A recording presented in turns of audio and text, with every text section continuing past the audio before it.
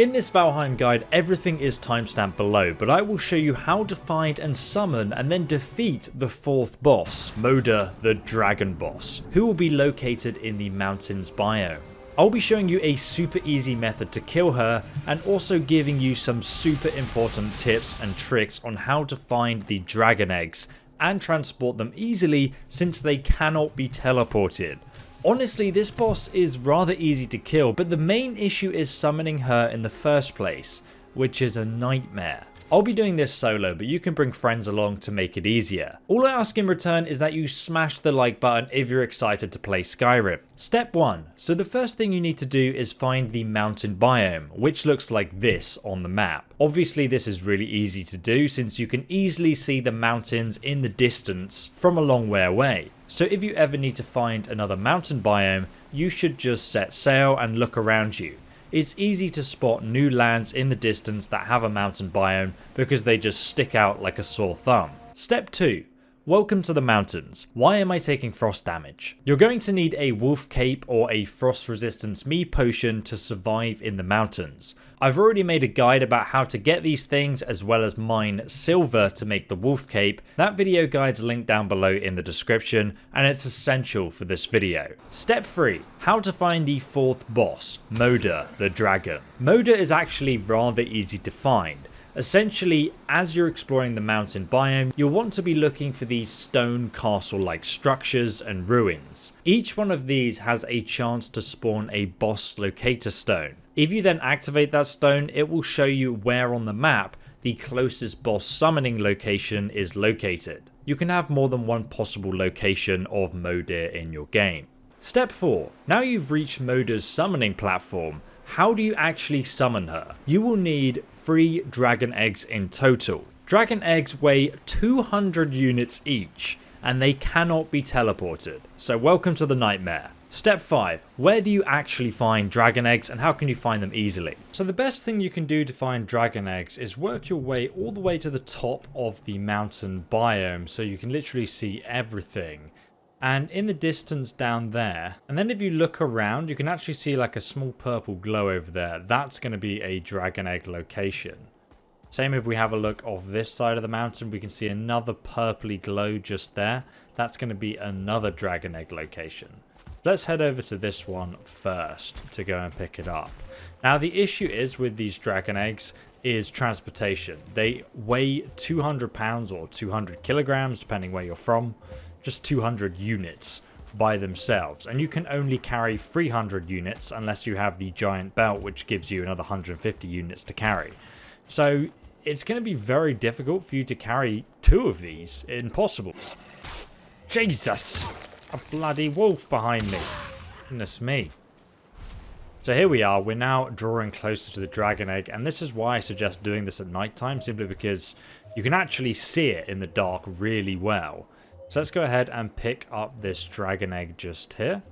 And you can see I'm now carrying too much and I'm losing stamina. So here's a nifty little tip for you guys. Ideally what you're going to do is have a look on your map. Have a look where the closest lake or river is. And you want to park your boat around there before you come up the mountain. And then you want to get the dragon egg and literally just yeet it off the side of the cliff. And now you can obviously run again because you're not over encumbered and you can follow it down safely while fighting anything you come up against. So just pick it up again and once again just throw it. You might need to pick it up a few times just to throw it over those bumps like that. But once you get near the bottom, you can literally just let it roll down the cliff like that. And it will roll all the way to the bottom really easily. So if you like, you can work your way over to the other dragon egg and do exactly the same thing. Just make sure you keep an eye on exactly where it's going because otherwise you'll end up losing it. So here's the dragon egg and now we can go ahead and throw it back over here. Now, as long as it's not in the sea, it won't despawn until after a while. Now, when you do arrive at your boat, make sure you drop everything you don't need and then pick up the dragon egg and actually jump in with it. You do not want to throw it into your boat like this, otherwise it will go through the decking currently because there's no collision, so you end up just throwing it into the ocean and not be able to get it back. So make sure you pick it up and then put it in your storage. So now you've put all 3 dragon eggs onto your boat's storage, you can sail over to the dragon boss's location. If you're doing this solo, you're going to have to make 3 separate journeys to and from MODER's summoning platform to put each dragon egg in position. This will take you forever, and it's super annoying unless you use the giant's belt, which gives you another 150 units of carry weight, so you can actually carry 2 instead of just 1. I'll leave a guide on how to get that below in the description. Only after you've put 3 dragon eggs on the pedestals can you activate it to summon the boss, but this will consume all of your dragon eggs each time you summon the boss. So first, I suggest preparing for the boss fight so you do not mess it up, because my god, you do not want to carry more dragon eggs up a mountain. So, step 6. I already showed this method live on stream weeks ago, but the first thing I'm going to be doing is mining a circle around the boss's summoning platform. Unlike the other bosses, you cannot actually mine underneath the platform, so instead you basically want to slowly mine downwards in a spiral around the boss platform, getting deeper and deeper as you go. I recommend starting the spiral at the tallest point of the boss platform where the eggs are positioned. Since the boss platform itself is actually indestructible, you can hide from the boss's ranged attacks here and you'll take no damage at all. The reason we're mining downwards is that MODER also has physical attacks that have the ability to kill you in one hit. But if you mine downwards, she cannot actually attack downwards. So by doing what we're doing here, we're making like a little defensible area where she just cannot attack us. It's impossible for her. Don't bother building anything out of stone because MODER's melee attacks deal 2000 damage to stone structures specifically. Mining the landscape in this way also confuses the AI's movements because the dragon is such a big enemy that she can't really move about the terrain that easily. And as you'll see in the boss fight, this is really going to confuse her, and sometimes she just sort of stands still for a while without attacking you. You can also use a hoe to smooth out the ground so you have a gentle gradient going into your cave so you can easily go in and out of the hole. Now the next step here is not actually needed, but you can, if you like, craft a roof just below the surface of the ground. If you put it just here, you can put a roof over a portion of the hole that you've dug, and this will actually cause the boss to completely lose aggro on you while you're standing underneath the roof.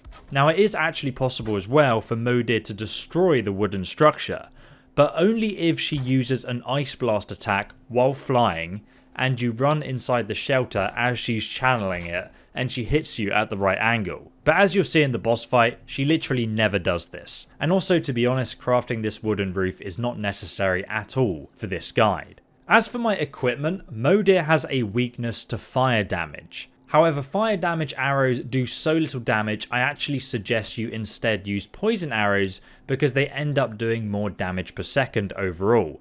Alternatively, you can also use needle arrows, and I'm using the best bow in the game, the Draga bow, which has built-in poison damage. So with needle arrows and the poison damage from the bow, you'll be doing the maximum amount of damage to the boss. I have a guide on how you can get this bow and arrows linked below in the description.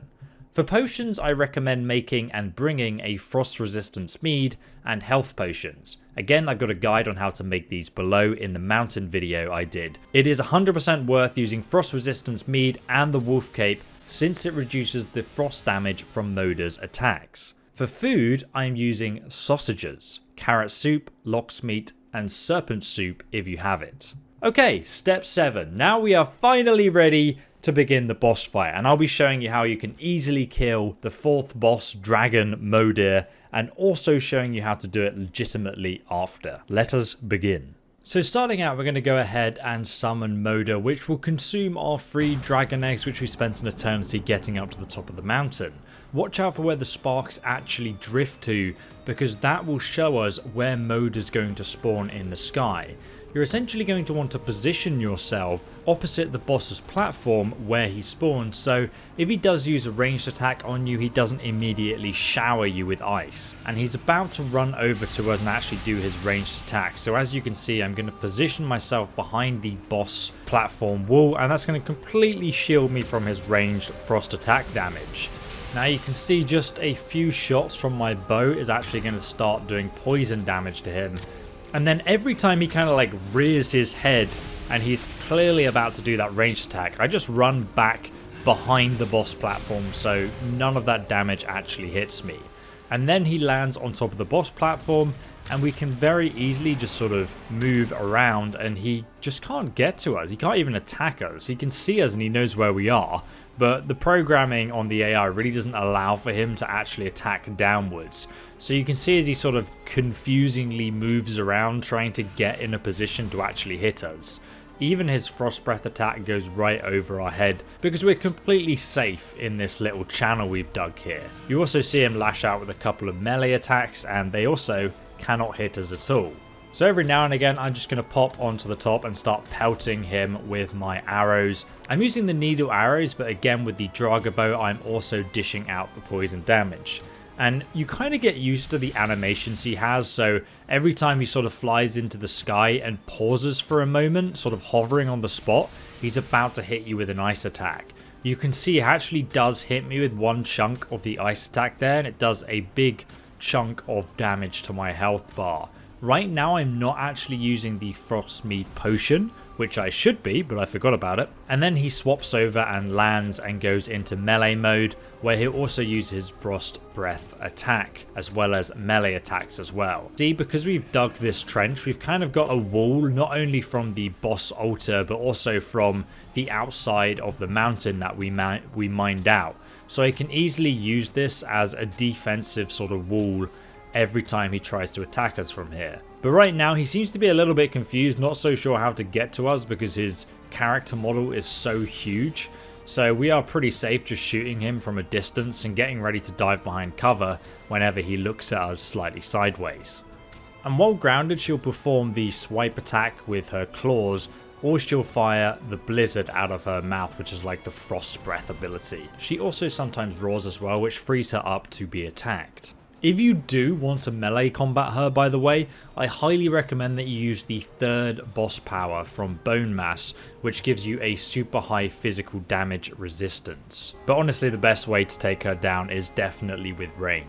Now as well, just to demonstrate, if I do go underneath the wooden platform, as you guys can see, she completely loses aggro on me. You can just sit there indefinitely and she won't attack you. At least currently in the state of the game as it is, she won't attack you through that structure because for some reason you're underground and you have a roof and she can't detect you there. So it's a good spot to regenerate stamina, but that's about it. You definitely don't need this wooden canopy. And just to show you, if you don't have any frost resistance whatsoever and you tank her whole frost ranged attack, it will instantly kill you. But don't worry, she doesn't respawn, you can just walk back here.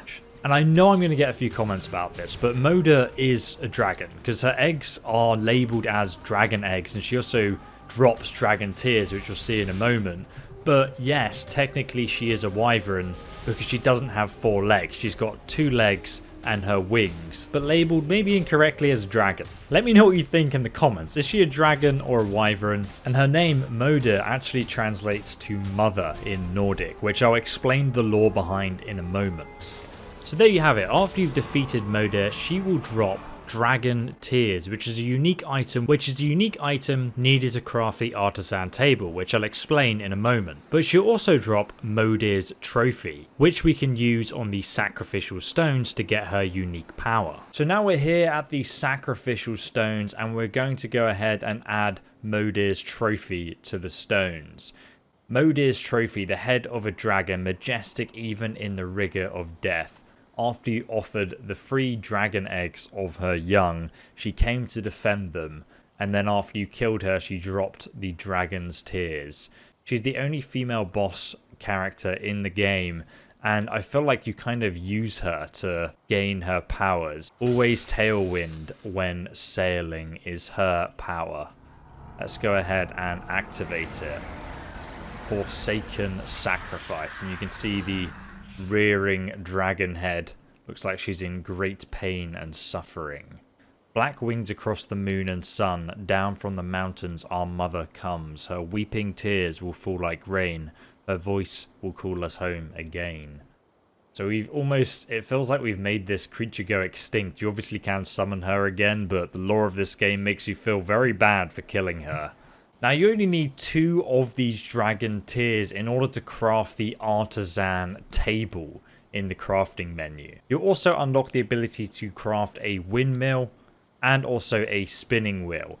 Both of these are required to create the best armor in the game currently, which is the black metal armor. I'll be doing another video about this and I'll link it down below in the description. Please do drop a like if you enjoyed this video, and I will see you in the next boss tutorial. Link down below in the playlist. Have a great day and goodbye.